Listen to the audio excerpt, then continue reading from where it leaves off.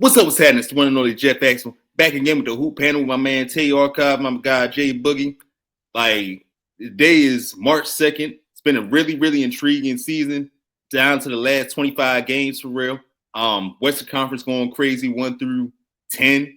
Eastern Conference going crazy 1 through 6. We're going to discuss that. How y'all living today, man? Going good. Can't complain. That's what's up, man. So we're just going to jump right into the Western Conference. OKC still playing at a high level. SGA has had 54 straight 20-point games or more. Like, that's fucking ridiculous. The high level of consistency. J-Dub's been playing pretty well. Chet Holmgren looks like he's getting back into good rhythm since the injury. So I'm glad about that because it was like a broken hip. So it was very concerning. He's spraining his ankle. He's out like tonight. Oh, damn. Ankle sprain? I think it was ankle sprain, wasn't it? Yeah. Well, he was looking good before that. Hopefully it's not a high ankle sprain. Those are the ones that keep you out for a minute. Yeah. If it's like a moderate one, he should be good. But, yeah, Thunder look good. They are, at the moment of this recording, 48-11. 8-2 in their last 10. Still play intense defense. Got Lou Dort locking up. Got Cason Wallace. Got J-Dub, who plays much bigger than 6'5". Real briefly, do y'all believe in the Thunder in the playoffs? Because they getting a lot of smut on their name. People saying, like, you just take SGA out, I don't trust the rest of the team type situation. What do y'all think about that? And do y'all think that they should have expectations? Because me personally, if you back-to-back 1 seed, you have a coach of the year last year, you have MVP this year, it's championship or bust, even though they're young. I'm sorry. Yeah. What do y'all think about that? They definitely the expectation. Yeah, they need to get to the WCF for me. Yeah, like you're right. They've been at the top of the West the past couple of years. Do I believe in them? No, I do agree with the whole take him out the game. Let everyone else beat you. Like, that's kind of how it was last year. J-Dub, he couldn't hit a shot. Chet couldn't hit a shot. Like, I mean, they did boost their roster even more, but I do think they're still a player away. I think they need a big, like a star. Like they have so many picks and draft capital. They should definitely, especially if they don't win the championship, like I don't think they will, they should do that. They should definitely like just go big or go home, because I mean these players ain't getting any younger. It's you got a great young team right now. Why not maximize your window? So yeah, that's really how I feel about the Thunder. And with the new CBA, it'll be tough to re-sign a lot of those guys. Exactly. Yeah. They're a small market team. How you feel about the Thunder, Jay Boogie? Man, expectations is super high just because, even going back off last season, no one really expected them to be number 1 seed. Now this season, you're number 1 seed again with, an improved, upgraded roster. So their maximum, I agree with say, is Western Conference Finals. But the only way if they do somehow make to the finals, everybody else got to buy in and try to contribute so great on offense when SGA be out, because J-Dub's shown this season he improved his shot creating ability in the mid-range, great transition score and everything. But when you have a point guard that has the ball in his hand and can score, and you take him out, now you got to rely on your second and third option. And with Chet, just stay healthy and be available.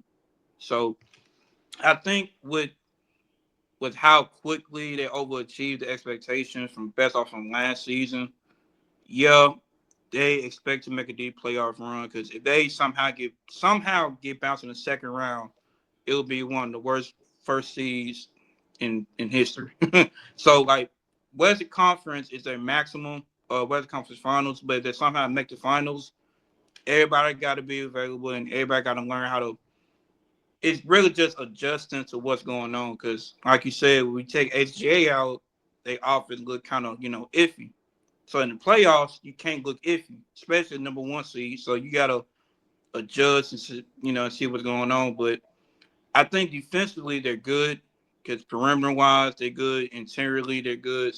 Offensively, when you get to the playoffs, when SGA, hypothetically speaking, if he gets in foul trouble, what you gonna do? You know what I'm saying? Because teams gonna capitalize off that and just make J Dub trying to be the main number 1 scorer, but also he got to pass the ball to Shed. If Shed don't make the shots, that really got to rely on their shooters like Wiggins and Isaiah Joe.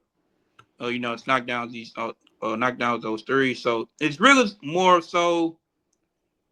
I'm not worried about their defense because they pretty much settle on that end of the floor. But it just when SJ goes out, how do you respond to that? So I feel like in my opinion that's gonna be the biggest thing for their playoff run is when SJ goes out, and if he's having a bad game and J Dub is having a bad game, what's Chet gonna do or vice versa? Those type of things. I dig that. I just feel like because they're on the verge of getting 60 wins most likely. And I say you got the coach of the year and you got most likely the MVP this season. As a Celtics fan, once we went to the conference finals multiple times, it was like we kept falling short and all that. So a lot of Celtics fans ain't really feeling like, yo, they can just get to the West Conference finals. They are everything. It's championship or bust. That's just how our fan base is feeling. Because they gave Tatum and Brown that type of pressure every single year. Like championship or bust type shit. So we going to see. I'm interested to see, and I said it before, the T-Wolves and the Mavericks do not fear them. So that's going to be an interesting series if that's a first-round matchup. If either one of those teams can get the AC. Either one of those teams fear them, they both have beat them multiple times in the regular season. So I don't know. Like, I believe that they'll beat them, but if they have a season where they get 60 wins and they lose in the first round, that's a horrible look. A lot of people ain't believing, but I believe they can get past first round for sure. But neither one of those teams fear them, though. Yeah, and if people forget when AD and them come back, that's it. Defensively, like you don't want to mess with it in the paint, and AD is still a versatile defender.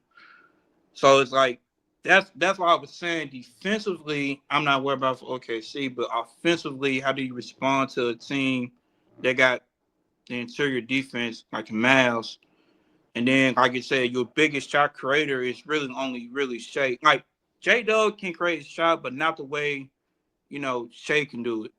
You know what I'm saying? So you can't just single-handedly rely on ISO plays like that. It's got to be ball movement, screens, use your shooters that you have. So, if they face the Mavericks, if I'm OKC, I would maximize my floor spacing because, obviously, they got the bigger team in terms of size and height, and then obviously AD's better than Chet and Isaiah Hartenstein. So, dang, and then of course I'm a big Kyrie fan. So, hey, if Shea going against Kyrie, good luck. But so we're gonna go to the 2 seed. The Nuggets, 39 and 22. They just took an L to the Celtics. They had a decent road trip. They beat the Pistons. They lost to the Bucks and Celtics. Didn't have a good showing against the Lakers, in all honesty. Jokic still playing an elite level, 30, 13, and 10. Just ridiculous. Christian Brown has really impressed me this season, averaging 15 a game, good in transition, underrated defender, good shooter. I really like Christian Brown a lot. Murray's been playing pretty well for the month of February. He was averaging about 25. So it's just when Jokic sits down, it's such a huge drop-off. And I know he's going to play more minutes in the playoffs, and Murray's usually a playoff riser. But I haven't really been impressed with MPJ in a lot of big games this season. I don't know what it is. He just – it's something about Denver, man. Like, they could either, depending on matchup, lose in the first round or they can make it to the conference finals. It's so weird with them. Yeah. It was really hard to gauge that team, man. I don't really love the bench either, even though the bench ain't a huge factor in the playoffs. They can get Peyton Watson back before the season's over. That'd be good because he's one of their best defenders. But I'm really, really skeptical on Denver. Sometimes you just don't know what you're watching. Like, if they're a great team, if they are, it's really confusing. Like I said, either first round or conference finals. It's so confusing. Yeah. Tay, what you feel about the Nuggets? The Nuggets, they're a good team. They're very matchup dependent. Like, if they were to play the Lakers, they'll beat the Lakers. You know, like, there's just certain teams and matchups they would have to, you know, that's basically going to decide how far they get. I don't think they're a championship team anymore. Their bench isn't deep enough. They don't really have many options. I'm not the biggest believer in Jamal Murray. They've done it before, but he didn't look too good last year, and I don't know, man. I don't want to call it a fluke, but I don't think he'll do that again when they won it the first time. So they're a good team, but they need to reevaluate in the offseason on. They need to get a couple names in here, maybe like two. You know, because they're completely relying on health. Like, I feel like one injury, it's just not gonna be the same. Like to really any position. So they're a good team, but to me, they're not a championship team. I respect that. What you think about the Nuggets, Jay Boogie?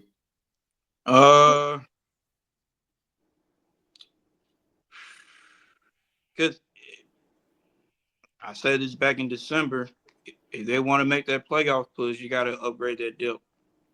You're not in the Eastern Conference where you can be so complacent with what you got. Because in the West, you're going to have some type of flexibility. And, with Jokic, I mean, he's still in his prime, still young, but, I mean, you can't gas him out. So you're going to have to tell the MPJs and the Marys and them to really just step it up, because it's like teams can just now watch film, and depending on the matchup, whatever matchup, when they watch film, you know what I'm saying, kind of like OKC, make someone else, change their momentum or spark the plug, because you can't rely on Westbrook to do all of that, because he's not in his prime anymore. So that's where Murray got to be like, all right, Jokic doing this thing, I got to rejuvenate myself. And then, MPJ. I think with MPJ, man, I don't want to say he's one-dimensional player, but at times it's like... Oh, he is. He a chucker. As soon as he get the ball, he want to put that thing up. He don't give a fuck about passing. He'll rebound occasionally, but passing, defense, all that shit, he don't give a damn. Yeah. And that's the thing, bro. When I always said, I've always been a fan of him. I was like, he could be so much more than what he's doing. I understand with the back injury, that changes everything, but it's like, you can't go pass, play defense. Rebound, do something else besides shooting. And you're still young, so it's not like you're limiting. Like, don't limit yourself to just doing one thing, because it's so much I can get into with that. But it's like, man, just depending on that matchup, if they get a team where whatever way the conference team don't have the greatest defensive matchup for Jokic, they can have a playoff run. But depth and help is definitely crucial. But I feel like their bench is going to be exposed a lot, because when you sit down Jokic is basically their point guard on the team. So who's going to be able to provide the type of ball movement? Westbrook. But it's like he's not the scorer and shooter that Jokic is. So it's like that's where you're going to have to rely on like the Murrays and MPJ knock down their shots. And, Eric Gordon as well. So, and the backup is DeAndre Jordan. That's what I don't like. Like, that's what I'm saying. So it's like all your scoring going to have to rely on just ball movement and knocking down perimeter shots, because Jokic can do all three things, but it's like body. That's the thing, bro. I'm not even a fan, but I'm stressed out for them just because it's like on paper, like, and I don't know, bro. They one of them teams where you just be like, I gotta see it to see it. For sure. Yeah, just they gotta revamp that bench. Zeke Naji, they're not really giving him a lot of minutes. Hopefully, the kid they drafted last year, out of Dayton, I forgot his name. It's escaping me right now. You know what I'm talking about, right, Tay? Yeah. What is his name? I think it was Daron something. Daron Holmes, I think. DaRon Holmes. Yeah. Hopefully, he can recover from his injury because they was depending on him to do something. They just that DeAndre Jordan situation ain't working. Like when he was out there, it was just like he's not the prompt like that, and that's the thing. I'm like, what do you think DeAndre Jordan was gonna do? Like, if you tell him like, oh, just throw on a Clippers jersey, hey, you might get 15 points off of that nigga been playing since 08, man. That's something that's slept on. Like a lot of our players from our era are playing at a high level, but when the role players from that era, it's almost time to wrap it up for some of them, man. He's been playing since 2008. So that's about 17 years in the game. It's about time, DeAndre, respectfully. And I say against him, but it's like that's where I question these front offices. Is like, do they just look at this for pure basketball, or they just want to do this like, you know what I'm saying? Because I'm like, some of these moves that's not happening. You just be like, bro, like you like I was telling Darius on weeks ago, months ago when we was talking about. I was like, bro, if you get a Westbrook, you're going to need somebody to follow that up. You can't just get Westbrook and just leave it at that. Because you lost KCP and Reggie Jackson. So you're going to have to, like, build off of what you just did. You can't just make one move and just be like, oh, okay. Like, no, like, but. And I ain't going to talk about the Lakers too much because we already gave them a 10-minute segment a couple shows ago. And I'm not really here to glaze the Lakers too much, but they're playing good ball. 11-2 out of their last 13 games, knocking on the door to 2 seed themselves. Austin Reeves has been playing well. Bron is a fucking ridiculous cyborg. Like the fact he's still playing this well at age 40 is ridiculous. Because they literally showed his stats from his last MVP season when he was in a Heat uniform and now, and they're fucking identical. He's shooting a higher percentage from the field. Like, that's ridiculous. So credit to that. Like the fact that I'm glad he's speaking out about the criticism too. He getting fed up. Like, yo, what I'm doing ain't normal, nigga. Like y'all sitting here shitting on me. Like I ain't one of them ones. Like why y'all keep comparing me to a nigga that ain't played since 2003? Like enough. Right. Like, you need to like look at what I'm doing. Like fuck out of here. Motivate him. All you doing is like a more fire for him. Like I'm sitting there like, can y'all please shut the hell up? Because we might face this motherfucker in the playoffs. Can you shut the hell up, please? Right. Please. Yeah. Yeah, like the fact that he's still averaging 25, like 8, it's just ridiculous, man. That's one. I mean, that's that one stat line I'm really most impressed with LeBron. He has not averaged below 25 since his rookie year. That's crazy. Bro, that's why I'm sitting here like, and he's not like the scorer like the keys in them. This is all just like, you know what I'm saying? Like that's why I'm just like I'm so impressed with it because I'm like, that's goes to show you why people. I don't know why people talk bad about how Giannis scores the ball. Like LeBron wasn't the biggest shooter until he got to the Lakers because he's shooting what above 35% with the 3-point line this year. Nah, he was shooting in Miami. He was shooting that shit in Miami. I mean, yeah, he was shooting in Miami, but like the Lakers, it's like it looks more like efficient and consistently where he's like, you know. So yeah, he keeps recreating himself. He's hitting like deep ass threes with the Lakers. Yeah, I was like, yeah, he's like, I don't know, bro. It's just hey, he's averaging 25, 9 assists, 8 rebounds, shooting 52% from the field in year 22. Like, we ain't gonna see no shit like this again, bro. Like, I'm not gonna talk about the Lakers too much, but I just had to highlight that. Like, enough with the he ain't Jordan shit, bro. Like enough. Like, that's good that he's not Jordan. Like, you said what? It's good that he's not Jordan. Like, you know what I mean? Nah, but like the Jordan fans just go. You know, you see the text from James. Yeah, I know. Yeah, So, like, they really would go out their way and just diminish what he's doing. Like, yo, I don't care what Jordan did, bro. Like, respectfully, what this man is doing is different. Like, we're not gonna see this. Right. Yeah. Like, enough. Let him go. Like, it's cool. Jordan was cold as a motherfucker. We get it. Get it. Like, no other sport does this shit, man. Like, nobody's talking about Justin Jefferson and Jamar Chase. Like, yo, they ain't Jerry Rice and Chris Carter. Or Jerry Rice did this back in 1995, and Jerry Rice did this with Joe Montana and Steve Young. Like, no other sport does that shit. I think why they doing this, because with basketball, obviously, you can do more than just score. Like football, like Jamar Chase doesn't play defense, so all he has to do is just catch the ball. With LeBron, like, can you shoot? Can you dribble? Can you do this? Like, you got so many other ways to do stuff. So that's why I was like, when I was in middle school, I could have felt like that debate should have ended, or pretty much when he won the championship in Cleveland. I'm like, all right, stop it right there. 2016, yeah. They could have stopped it, yeah. Like, you could stop it right there and just be like, hey, but I mean, that's why I'm just like, I can't. Niggas will ignore stats to shit on him, bro. Yeah, like, and say he ain't clutch. He got the most game winners in NBA history.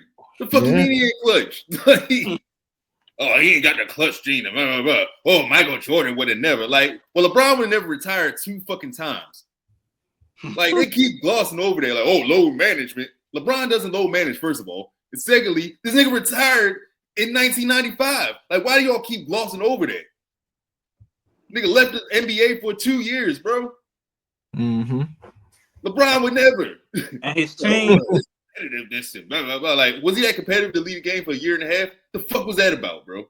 This is, oh, the game isn't fulfilling me as much. And blah, blah, blah. Jordan would have never. All right. Yeah. I'm sorry to cut you off, Jay Boogie. I'm just tired of them glossing over that 95 shit. No, you good. No, you good, because I was like, this is where it's gonna stain Jordan fans the most. When he left, did the Bulls not still have a season where they were above 500 and made the playoffs, or at least made a second round without him? Yeah, they won 55 games without him. Yeah, so like, I'm like, you know, and remember when LeBron left Cleveland, that was doo-doo butter. The very next doo-doo butter. That's a fact. So like, hey, I mean, I understand I'm not a big Jordan or LeBron fan, because personally, I mean, Kobe's my GOAT, so I watch more Kobe, but I mean, the comparison, it's so way off, because it's totally 2 different players, literally. I just feel like they gotta let this Jordan shit go, man. Like, especially since Bron, I mean, he could probably play for another 5 years, but realistically, I think he got like another 2-3 years left. And he, like, nobody wants to, he's had to hear this shit for 22 years. Like, look, his whole career. It's like, people do praise him, but it's just like, it's so much on the other side. And people really are pushed by that influence, like, by the Stephen A's and the Skips, talking about what Jordan did and all that. Yeah. Like, you can have him number 2, but you ain't gotta just shit on this man all the time. But that's enough Lakers talk for me. Y'all got any other points before we? I just want to say, it's gonna be real interesting. It's gonna be new to see Luka and LeBron on the same team in the playoffs. So I'm waiting to see that more than anything, because what they second seed, right? If they aren't, they're like a half game back. Yeah. So that's gonna be interesting, because you know, Luka just came from the finals and LeBron hasn't been in the finals since 2020. So yeah, if anything, I'm just curious to see how they're gonna operate in the playoffs. That's it. Redick has them playing at a high level defensively too, and credit to him for doing that, because like after AD got traded, a lot of people like, yo, their defense gonna fall off a cliff. But nah, they've been strapping up. Yeah, that's true. They shut my mouth big time. I mean, I think because of the fact that and that's the thing. Like in the playoff basketball is so different, but you know what I'm saying. Like I gotta be credible to do what they're doing now because you building chemistry with what's going on, what you got going on. So you know, like I said, head to the playoffs, just don't fumble it. You know what I'm saying? Because the expectation is gonna be there for them. I mean, it's Luka and LeBron James, not For sure. so.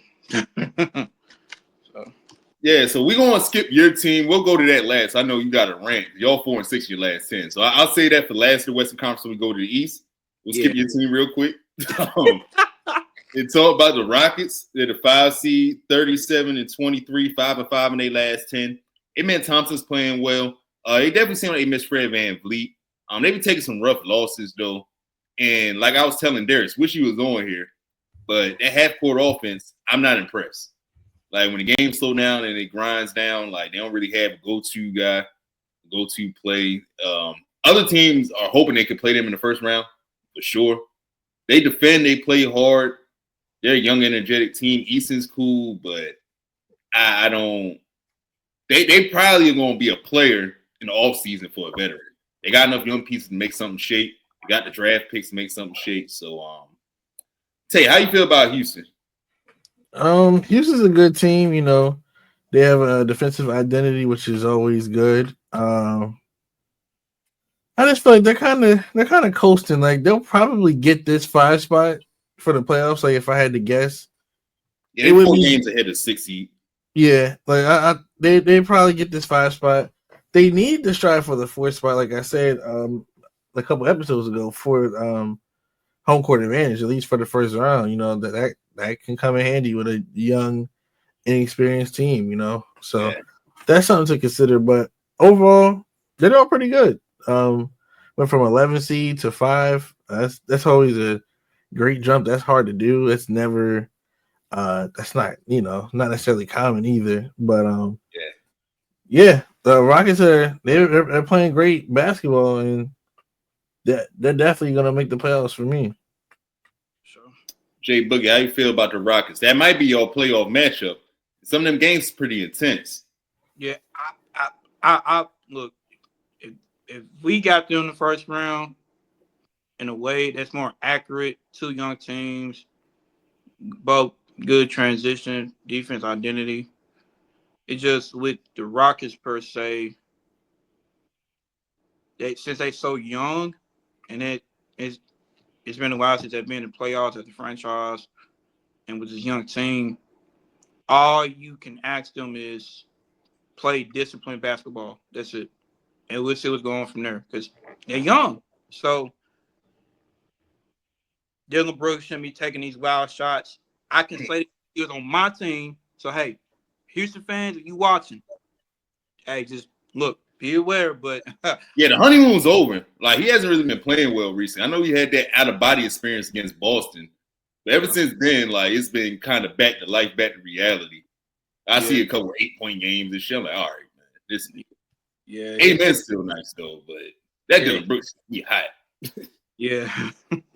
But, and like I said, with Fred VanVleet, that's where you got to step up and be a leader because now you the vet in your starting lineup. So that's where you got to use that vocal leadership and be like, hey, this is playoff basketball. You know what I'm saying?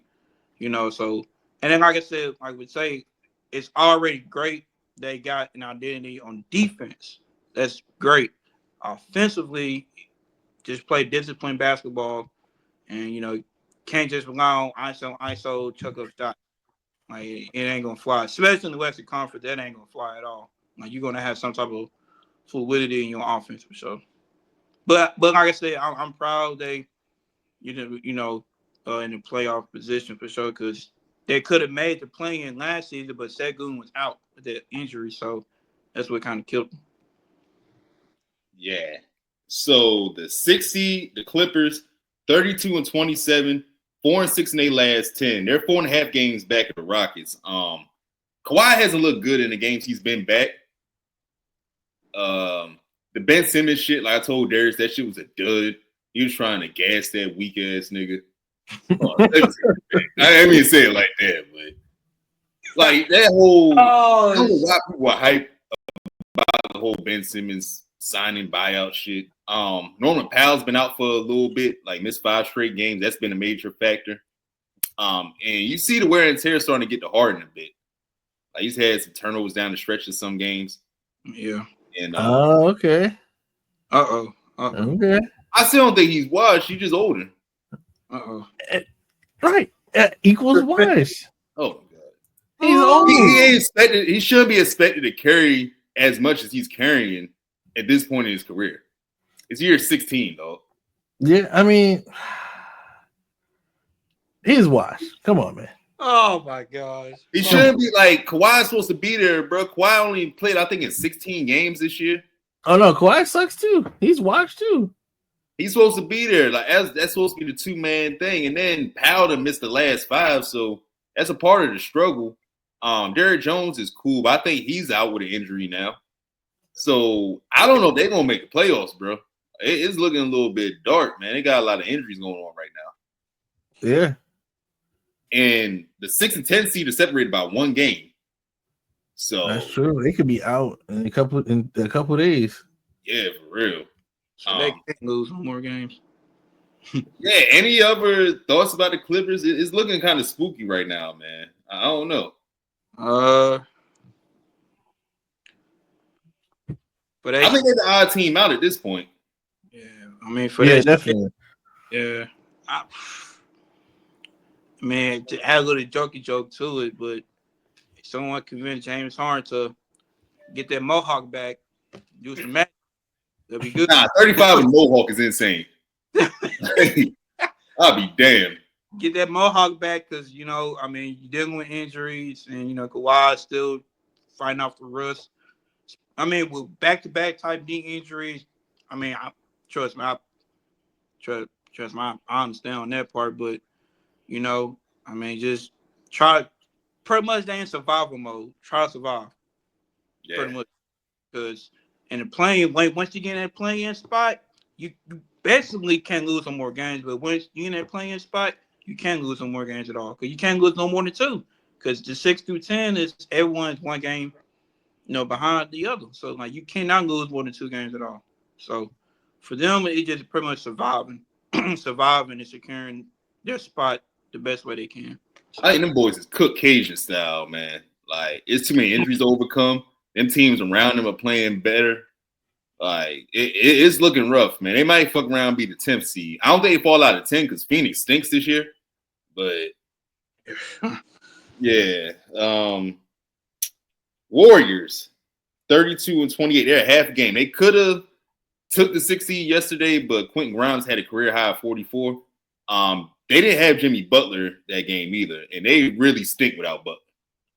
Like, he's definitely made a difference. As long as Butler's back spasms aren't too problematic, I believe they can get that 6th seed. Potentially, yeah, they can get that 6th seed. I don't know about moving all the way up to 5. But if they get like a Lakers or y'all or Nuggets matchup, I don't know. It can make things interesting for real. I'll talk about my team in a minute because I don't think y'all want that first round matchup, but Steph's been playing elite. Yeah. Like from my perspective of my team, like I know what we can do. I'm gonna just wait. I'm gonna get to my team. I'm gonna just wait. Yeah, Warriors. Steph's been playing well. When Jimmy's out there, the role players definitely are elevated. Pods and Moses Moody. They're still waiting for Kuminga to come back from the ankle injury, so I'm interested to see how that goes. That's a major piece too. Yeah. So, and Quentin Post has been playing really good too. Shout out to him. Yeah. Like, he's been really good. He can shoot, paint presence. The fact that he slipped that far in the draft is crazy. But Tay, what you think about the Warriors right now? I think the Warriors are like the team to watch right now. I don't know about. Don't take what I say too serious, but kind of like this when they won the championship in 2022. They were kind of struggling. They were around this. They were like around the 6th seed. They made a jump, and they won the championship. This team kind of reminds me of that team. Like I do I really do like them in playoff matchups and stuff. Like, I think the Warriors can go pretty far. I mean, they've done it. They've done it before. You know, this is just going to be another way of doing it, especially with if Kuminga comes back healthy.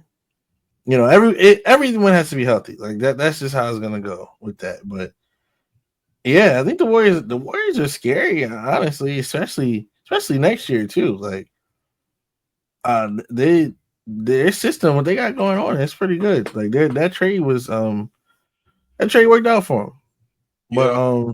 yeah, I do think they'll jump the Clippers because the Clippers just suck right now. You know, just due to injury and whatnot, like Kawhi's washed, Harden's washed. Norman Powell had an offensive overload, so you know. So yeah, I mean, Clippers, they can still make it. They're gonna have to win some tough playing games. I mean, that'd be about it. They had to, you know, they had to win some tough playing games. But yeah, I got the Warriors making it for the 6th seed. Yeah, I think the Warriors gonna snatch that 6th seed for sure. Out of everybody, everybody from the 6 to 10 range, they've been the most consistent. They had a rough loss yesterday, but outside of yesterday, even like when Steph went crazy against Orlando Magic, yeah, he had the 56 piece. Like they barely won that game. They didn't watch the Magic. Like that was a close game until the last few possessions. They only won by 6. Yeah. So, like they do look good, but once there's some more film out there, we gonna see. Yeah. Like I think teams are kind of adjusting after the first few games. Yeah, like that Magic game wasn't a great team performance. That was just Steph blacking out, and then that was a bad performance against Philly. So we're gonna see. I'm gonna give it like another week. Be like, see if some teams figured it out. Draymond out here talking about, yeah, we're gonna win the championship. Steve Kerr's like, man, we gotta get to the playoffs first. So was it the same thing on Twitter? I was like, yo, like Draymond skipping like 4 or 5 things. Like you got to worry about step 1. Like you skipping steps. But I respect it. Even when they down, he keep the same energy. That's what I respect about Draymond. They was a 10 seed. He was still talking, still had his podcast going. And he'll stick through it. Like even when he playing shitty, he'll still podcast. Well, I gotta respect it. He the same way the whole time. Yeah. Yeah, no shout out to podcast P. Oh, should have down for a championship run. Y'all motherfuckers the 12 seed. I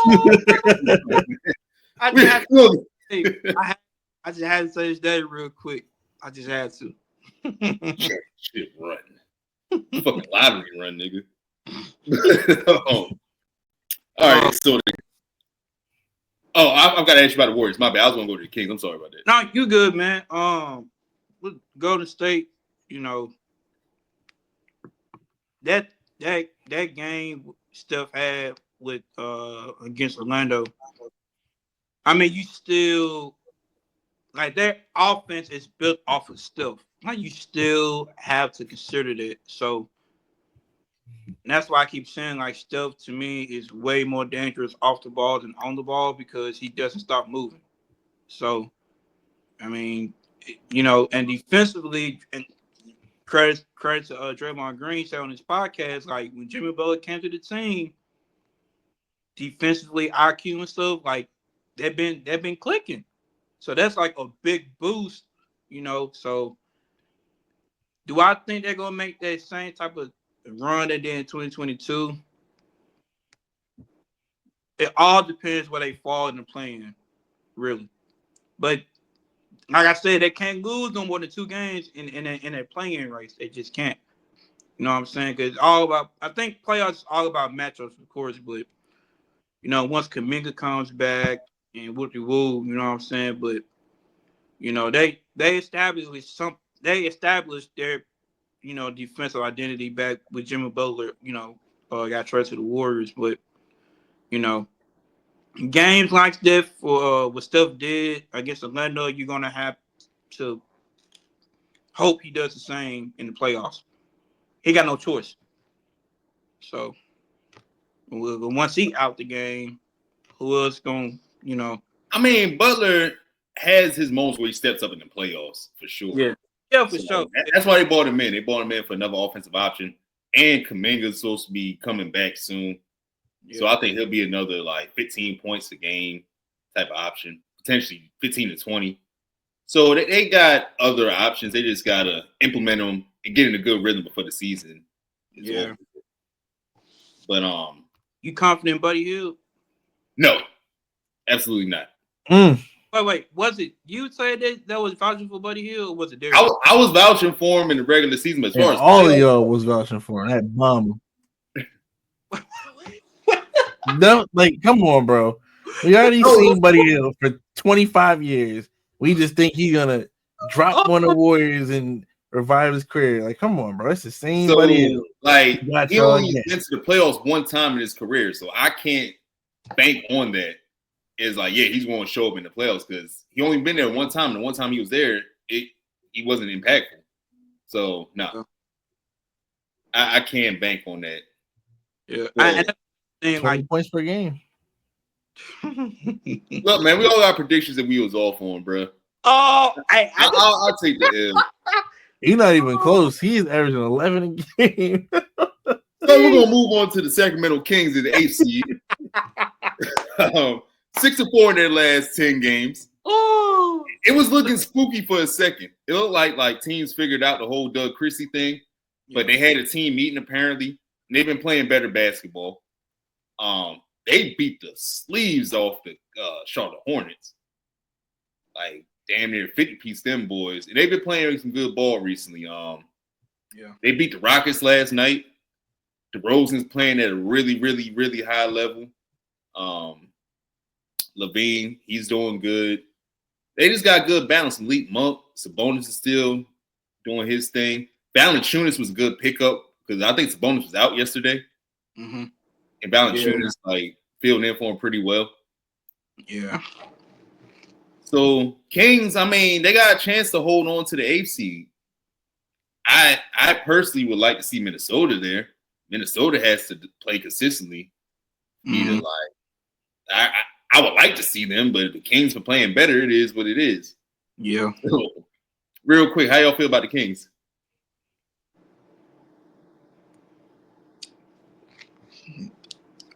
Oh, y'all just don't fuck with him, huh? Because I'm the one that watch them niggas. Oh, just wait.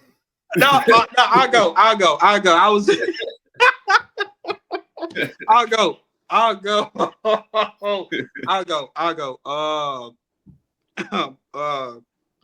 You know, I gotta give them credit for maintaining their sanity since the De'Aaron Fox trade.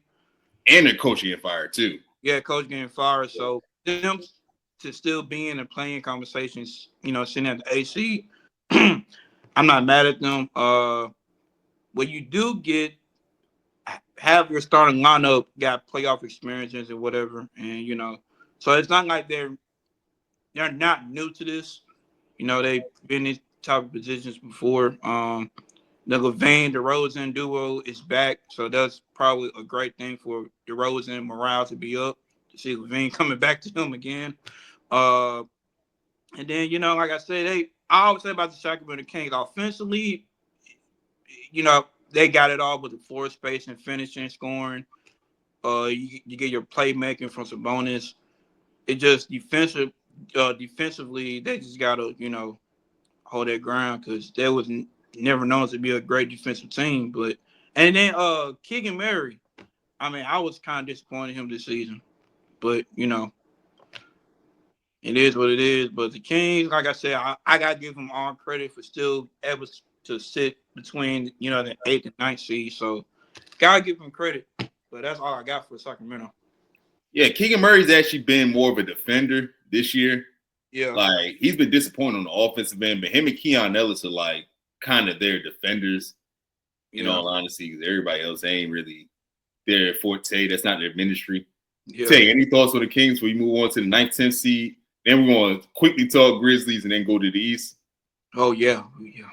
No, I'm going to keep it short with the Kings. They're the Kings. They're the exact same team as last year. Like, they'll go out there, they'll play hard, but that's about it. Like, I think they'll probably lose the playing game, honestly. Like, I could definitely see that, especially they might be on the road for that playoff game or whatever if they're the 10th seed. But yeah, I don't see it in the Kings. They are a good team though. They are a good team. They just got some. They got like some work to do. Like they need like paint defense and I don't know, like just stuff like that. They need to revamp a little bit. Like they're kind of like in a weird state right now. Like they have good players, but how good? Like they got Levine's good, DeRozan's good, Sabonis is good. Like it's just like what is that going to give you? So that's really how I feel about the Kings. Like they're a good team, but that's it. I dig it, bro. But so the 9 seed Timberwolves, it was crazy. Me and Jay Boogie had a show last Monday. I was like, yo, Antman got 14 technicals. He need to relax and calm down with these techs. He's really close to get to the 16th, and then he gets suspended for a game. And literally 2 days later, they played the Lakers. No, 3 days later. He got 2 techs, got suspended for the Jazz game. They lost back-to-back games. They're the 9th seed. We literally had the conversation like, yo, he got to chill. He can't keep spazzing on the refs like this. Can't keep cussing them out and yelling and shit like that. And they're 4-6 in their last 10, and they the 9th seed, man. Like, they're already missing Julius Randle. Dante just came back to the lineup. Rudy's been out of the lineup. Like, Antman, they can't afford – this is on you. Like, Cat ain't there no more, dog. Like, they can't afford you to be getting suspended, missing games. Like, that Jazz loss might come back and bite you all for real. Yeah. 6 and 10 separated by 1 game. Like, you got to keep it under control because from here on out, every time you get a tech, that's a 1-game suspension. You pass the limit at this point. Yeah, once you get past 16, it's a game suspension every time, Tay. I did not know that. Yeah. Yeah, it's true. Yeah. Wow. So he really got to, like, chill out and walk away from the ref at this point. Yeah, literally. Wow. Yeah, because like, especially, like, I can imagine, like, in, like, possessions, him playing downhill and not getting no foul calls in a close game. Hey, ref, what the fuck? Like, yeah, like, that type of shit. Because I'm like, self-control is going to be, from here on out, it's all about self-control from him. I mean, also against fans, but self-control is going to be, because, dog, like, they're finna target the mess out of him. Like, defenders about to get extra physical. Like, you already know. Referees finna act like they Stevie Wonder to the max, ain't seen squat. But as soon as you react, they got their whole vision back and you out. So, and these refs this year is sensitive as hell. I done seen some weak ass ejections this year. So, he got to really relax, man. Like, because I want to see them in the playoffs so bad. I want to see them against OKC. Their games have been fired this year. Yeah, that's the one team that kind of like gives them a tough time. So like, hey, he gotta chill, man. He has to. Or maybe that's the team that kind of figured them out. It might be a reach for me to say that, but like, OKC haven't lost a game. I don't think they lost 3 in a row all season, obviously. So it's kind of like to beat them, you know what I'm saying? Like the way they done this season is like, bro, like them and Dallas are giving them 5 losses this year. 5 out of 11 losses came to them and Dallas. So those are the 2 teams they don't want to play, man. Like I'm telling you. And you don't want, like I said, you just played Dallas last season. Obviously, they don't have a Luka Doncic, but they still upgraded with, getting another great all-around versatile forward. They beat him without Luka this year, though. That's the crazy thing. Like one of the matchups this year, Luka wasn't there. Exactly. So it's like now you got something else to worry about. It's AD when he come back. So it's like well, all these other bigs come back, like they gotta buckle down offensively. And that's what I was saying. Defensively, I ain't worried about them. They good on their end. Offensively, once SGA is exiled on the offensive end, what's going to happen? And you can't drive in and expect referees to save y'all because they got shot blockers. 3 of them to be exact. So, I say it's going to be an interesting battle for sure. So now we're gonna go to the 10th seed, Dallas Mavericks. We're gonna end it on the Grizzlies note, but we're gonna go to the 10th seed, Dallas Mavericks. And yeah, it's unfortunate that they have 3 centers is hurt, Gafford's hurt, Lively's hurt, and AD. Because even though Nico is an idiot for trading Luka and trading Quentin Grimes for an injured Martin twin, I don't really understand that move either. I see the vision with the front court. They got solid players, but they're going to have to win in the next 2 years for that trade to make sense. Yeah. But, I mean, they do defend, but they're missing their front court players, you could tell. How do you feel about the Mavericks right now, Tay? I'm not a fan, you know. I'm with the Maverick or the former Mavericks fans. A lot of former, sure. Yeah, that left the team after they made that horrendous trade. But yeah, they're just not. They're not gonna really do anything for me this year. Like they're dealing with injury. Most teams that deal with injury don't really do much. You know, they're probably gonna stay. You know, hopefully they don't. But injury bug never really goes away. Like, you know, this team needs to be fully healthy. I don't think they have a lot of depth at all their position. They do have big men depth, but even then, they're all hurt right now, you know? So, I don't know. I don't see it in the Mavs this year. I think they got worse. You know, I was a believer in if you have Luka, you have a chance, but can't say that about anyone on their team now. So, I don't know. Just a disappointment. Like, I hope they don't even make the playoffs. Like, I want the Trailblazers to keep winning and get that spot or something like that. I'll tell you this, man. If they do miss the playoffs, this ain't a good look on Kyrie's jacket as a 1A. And like me and Ted, we got the same opinion about that. Like, he's not a 1A to me. Yeah. What? Like, it's too much evidence, Jay Boogie. I'm sorry. He's like not. Cleveland, like before Bron got there, they had a losing record. When he was in Boston, we went further in the playoffs without him than with him. I know. He was on the Nets, and KD didn't play that first year. They missed the playoffs. And when KD was hurt for a minute, they really didn't look good as him as number 1 option for the Nets. Yeah. If they miss it this year, man, like that's enough evidence he ain't a 1A. Man.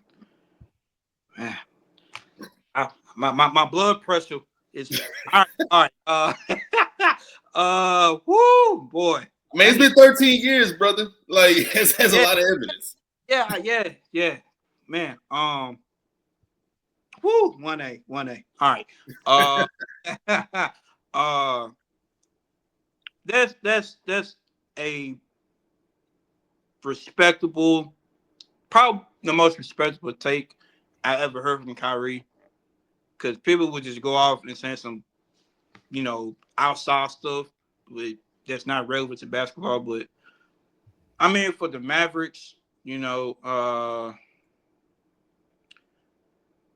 unfortunate they just stuck with, you know, with the Luka trade and now the injury bug. But you know, for Kyrie, you know, me being a big Kyrie stan, I mean, for his sake, I mean, he has been efficient and balling out, you know, since the Luka trade. Doing the best he can. I mean, you know, like I said, to this day, none of us still feel like this trade is even real because no one expects this to even happen. So it's kind of like roll with it and just see what happens from there. But you know, like I said, you know, never say never.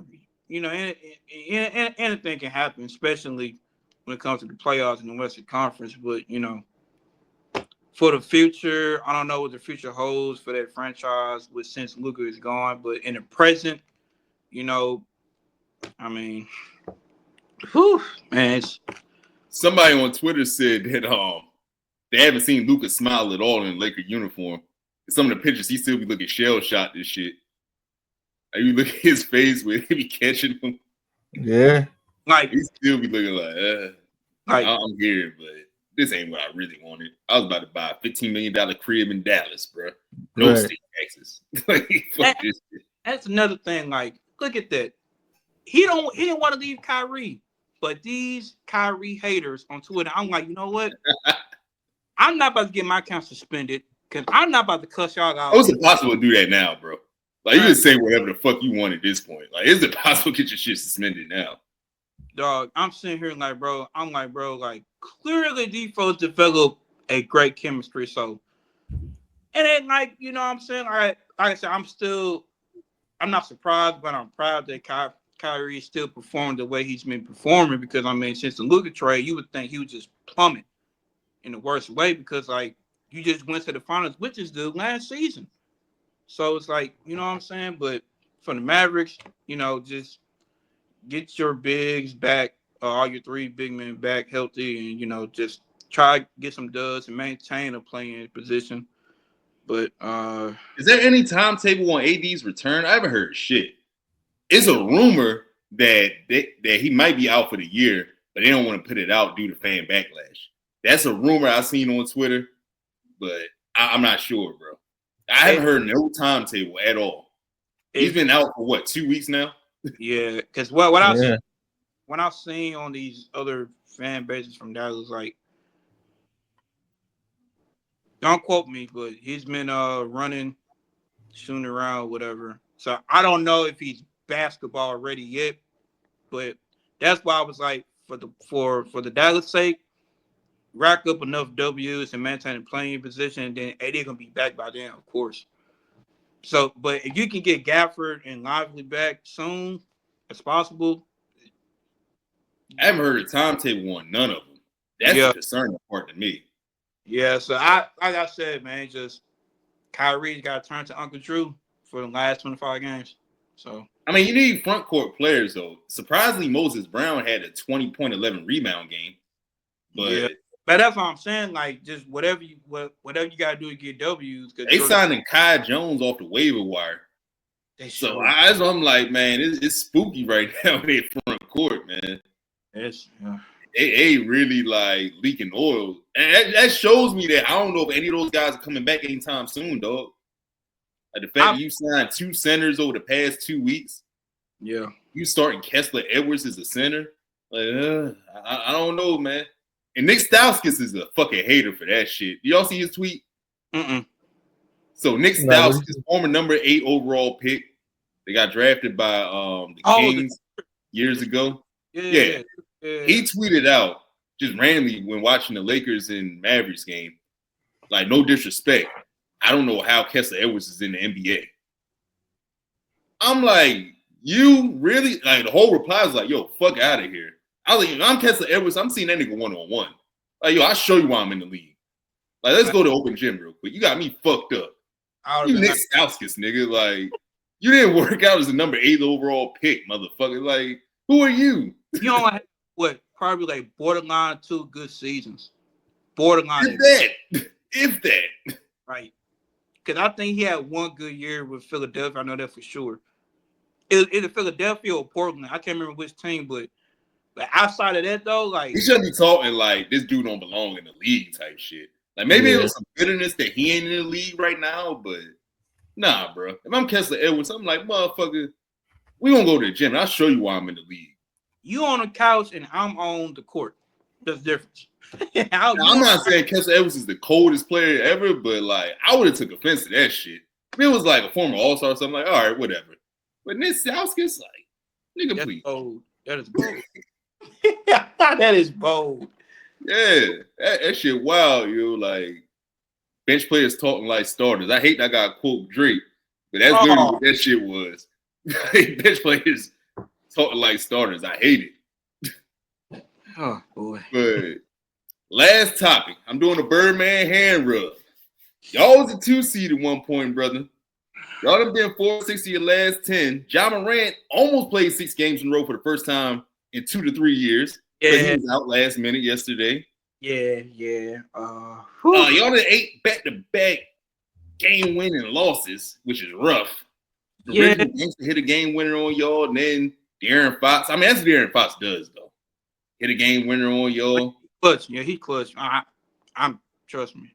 Y'all the 4 seed, man. Like, so I know you ain't rocking with Taylor Jenkins and his rotations, but what else is going on, man? Like, I'm a little disappointed. Y'all is my dark horse. What's going on, yo? That's the thing. I just feel like it's something internal going on within the team and the coaching staff. Cause you want to know what happened last night?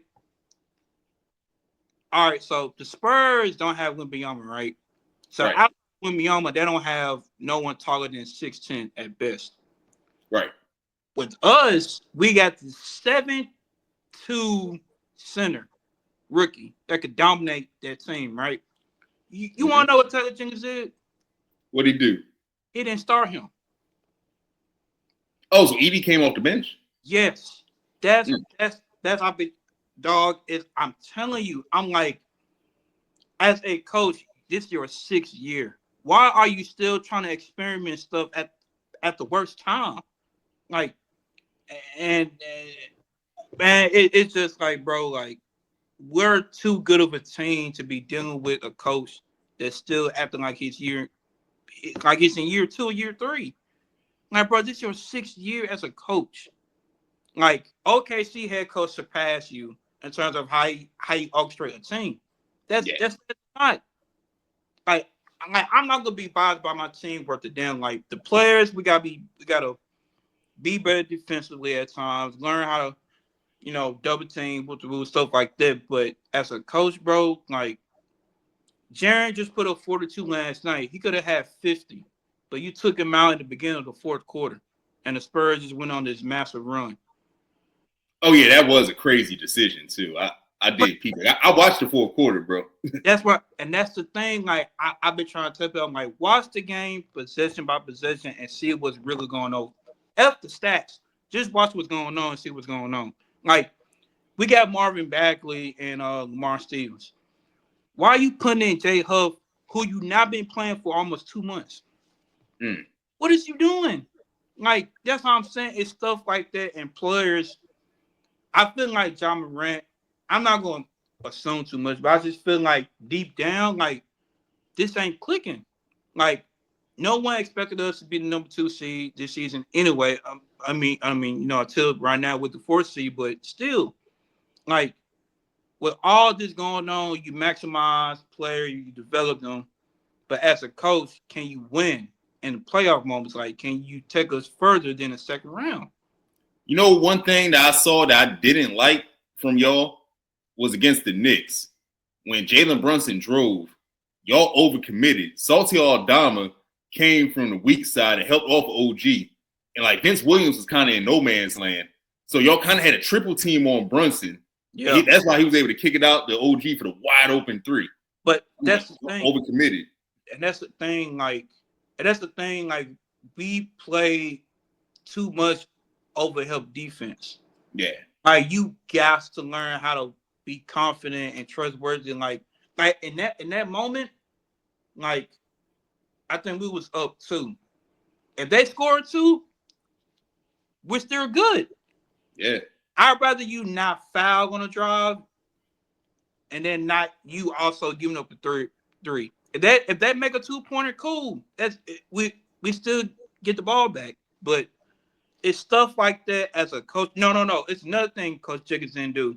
When Jar got the ball, referee called the 8-second violation. We had a timeout. Bridges had him in hell in the backcourt. Bro, we had a timeout and he didn't call a timeout. Like, you sitting this man, like, trying to get past him. But like, that's the thing, like, it's a 50-50, but then when you take out the players, look at the coach. Stuff like that you cannot do in the playoffs. If you trying to go further in the playoffs, it starts with you as a coach.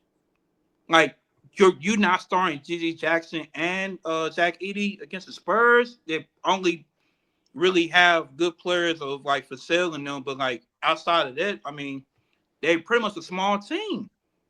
Like, it's stuff like that, man. It's like, we got the skill set, we got everything. It's just our coach. I'm just like, bro, like, it's the weird ticky-tack stuff that he do, and it's like,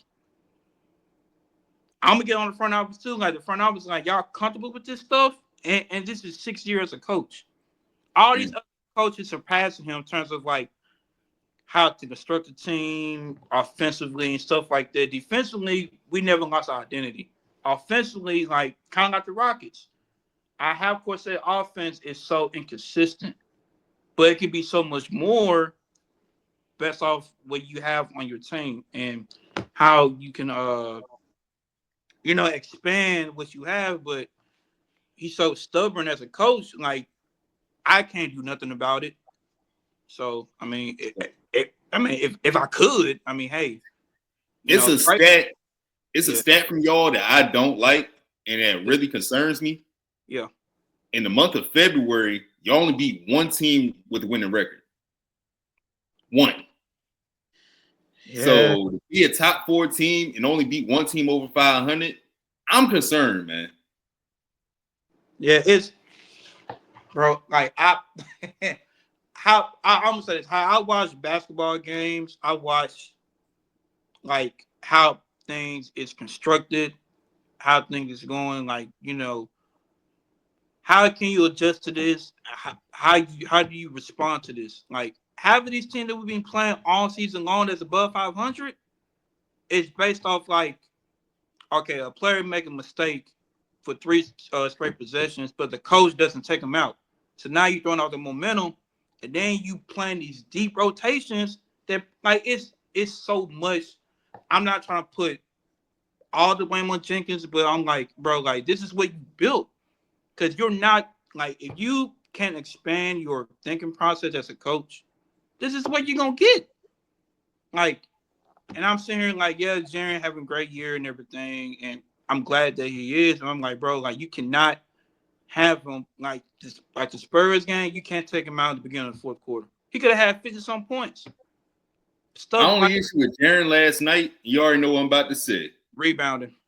4 of them, bro. I'm used. Like, come on, dog. I'm so used to it by now. As long as he's doing other things, but like he could have had 9 rebounds had he not taken him out. Like you see what I'm saying? Like it could have. It's like bro. Like it's hard to watch a game, and you can predict on what your own coach gonna do. You're not trying Zach Edey. And they don't have Wembanyama. Zach Edey could have had 20 and 12 or 2015 in that game. But I digress. I think my blood pressure is up right now, so I'm good. I had to let you get your ISO, man. Tell you how you feel about the Grizzlies, man. Season going as I thought. They got some work to do. They got to look at their payroll, and see who they want to keep, who they want to get rid of. But I think Aldama's gone. Yeah, probably. Like somebody gonna give him the bag.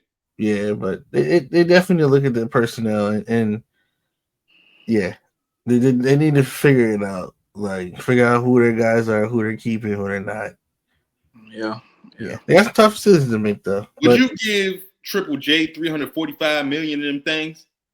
Me? No.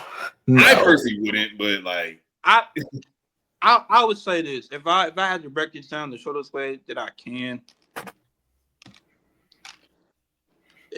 like I said, all this is hypotheticals and what else. But like, if Ja Morant didn't do what he did 2 seasons ago, I think that question would never be brought up because Ja would have had his max. Like I think what we paid Desmond Bain should have been Ja Morant had he not had some issues, with the pew pew.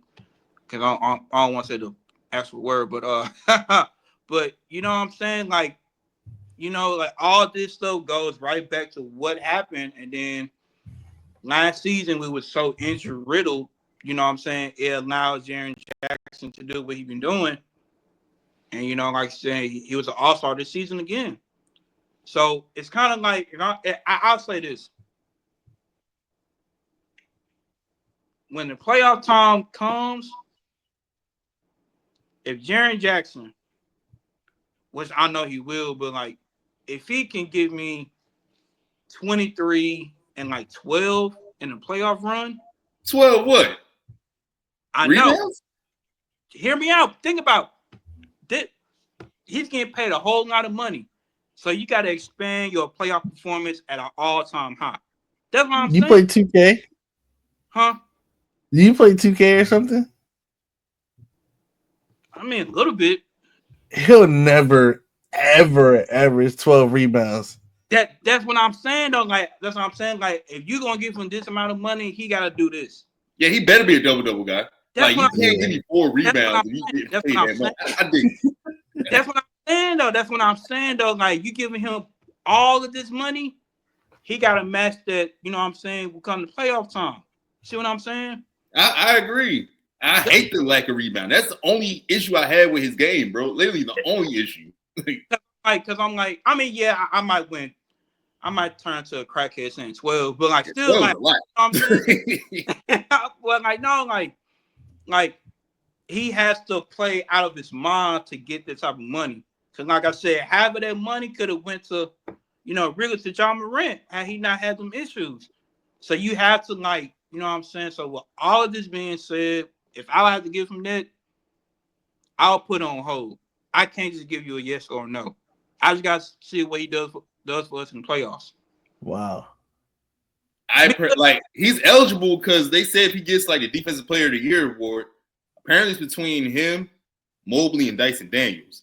Yeah. So if he gets it, then he's eligible for it. So I'm just like, I wouldn't get it. Like even then, if he still gets it, and match that same type of expectations and just bottom playoffs, because we've seen players get paid a crazy amount of money and done crap.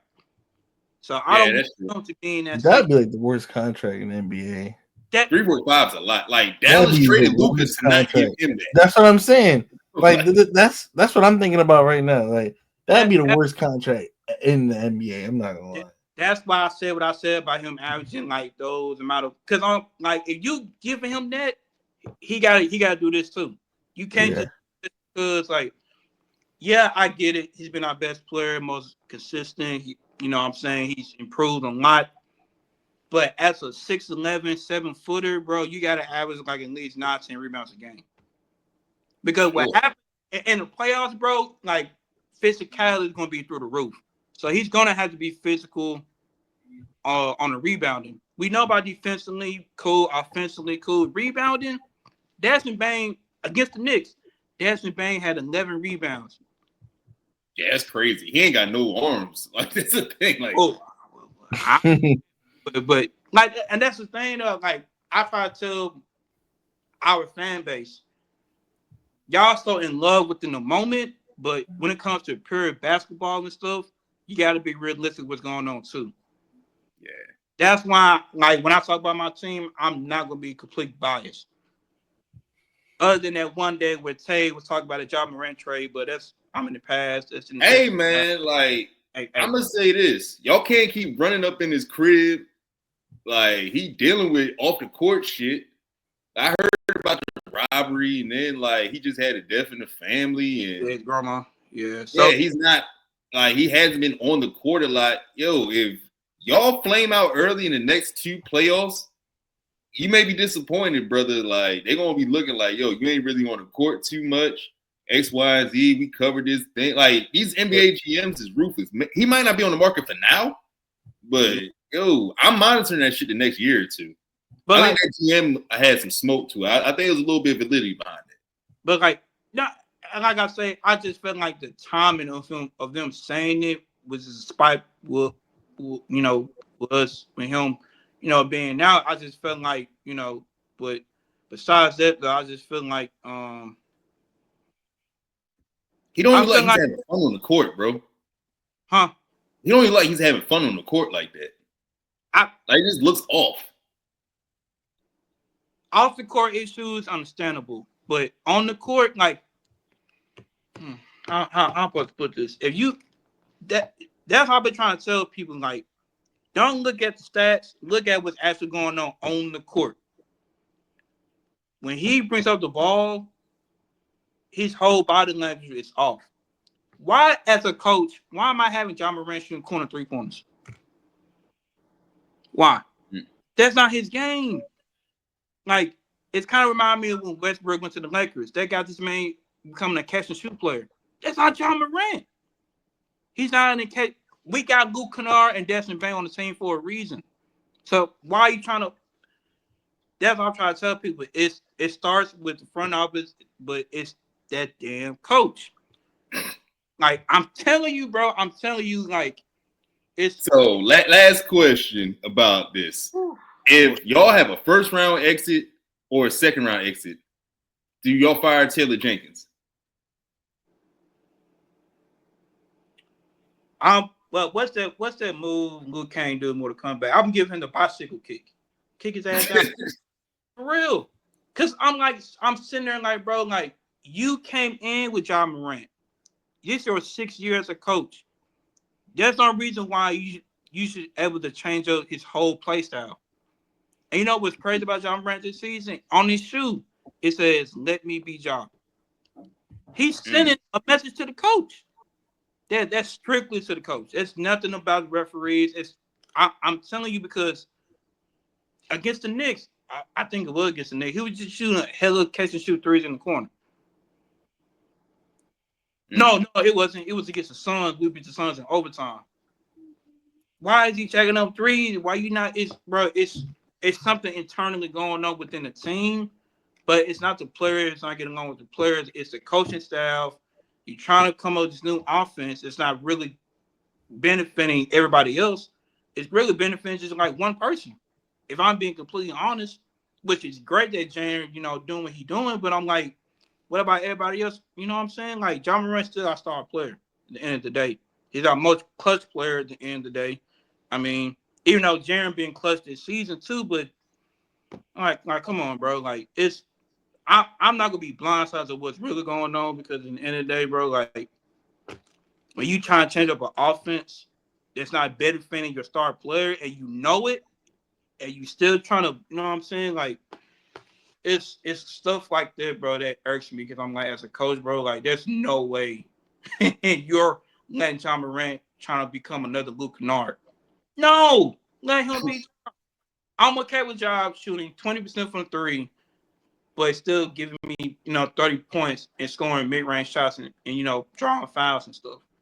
But, it's and dog, like you got me in depression right now.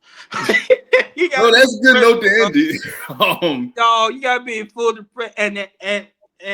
And when I saw that OG Anunoby jump shot, I swear, I promise on everything I love, I looked in that group chat and I was waiting for Tate to say something.